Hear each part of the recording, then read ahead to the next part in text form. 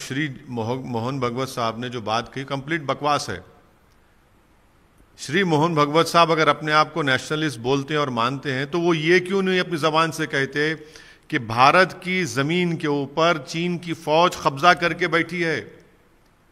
आप बोल रहे कि चीन के सामने झुकना नहीं चाहिए। अरे हमारी जमीन पर चीन डेप्सांग में, डेमचौक में, हॉट स्प्रिंग्स में, गोगरा में चीन की फौज बैठी हुई है।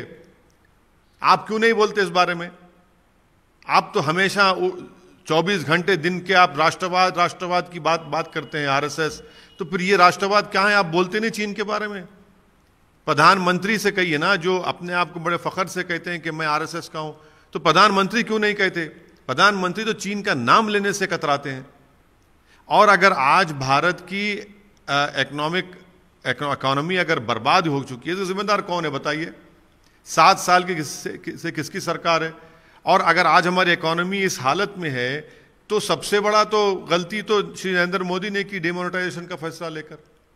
डिमोनेटाइजेशन अगर नहीं लेते तो आज इतनी हमारी इकोनॉमी बर्बाद नहीं होती, खराब नहीं होती। 7 साल से आप सरकार में और आज आप बोलते हैं ये करो, मैन्युफैक्चरिंग करो। अरे सब चीज तो आपने खराब कर दी ना। तो इसलिए मैं कहता हूं कि उनका ये जो बयान है श्री मोहन भागवत का बिल्कुल गलत है और बकवास है एकदम। सर, अफगानिस्तान में जो हालात पैदा हुए हैं, अफगानिस्तान में भारत ने अफगानिस्तान के रिकंस्ट्रक्शन के लिए $3 बिलियन वहां पर रिकंस्ट्रक्शन के लिए हमने वहां पर इस्तेमाल किया। अफगानिस्तान की पार्लियामेंट बनाई, अफगानिस्तान में सलमा डैम हमने बनाया, अफगानिस्तान के स्टूडेंट्स को हमने स्कॉलरशिप दी। ईरान से चाबार पोर्ट को हम बना रहे थे जो वहां पर ट्रंप ने सैंक्शन लगाकर काम रुका दिया। मगर 7 साल मोदी सरकार, 10 साल मनमोहन सिंह की सरकार और अटल बिहारी वाजपेयी की सरकार के भी आप 3 साल उसमें शामिल कर लीजिए। और हमारा एयरक्राफ्ट वहां पर भारत से उसको हाईजैक बनाकर हॉस्टेल जाकर कंधार में रखते हैं। 7 साल में क्या किया आपने बताइए? क्यों नहीं हमने इनफॉर्मल या अनऑफिशियली तालिबान से हमने क्यों नहीं बात की? आपने क्या किया बताइए? आज पूरे सिक्योरिटी एक्सपर्ट्स ये कह रहे हैं कि अल-कायदा और आइसिस सीरिया से, इराक से अपने रिक्रूटमेंट के बेसिस को शिफ्ट कर रहे हैं अफगानिस्तान को अनगवर्नड स्पेसेस में।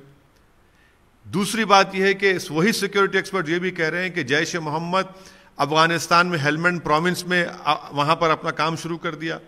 वही सिक्योरिटी एक्सपर्ट्स ये भी कह रहे हैं कि अमेरिका जैसे सुपर पावर को 3000 अपने मरीन्स को उतारना पड़ा सिर्फ अपने एम्बेसी स्टाफ को निकालने के लिए।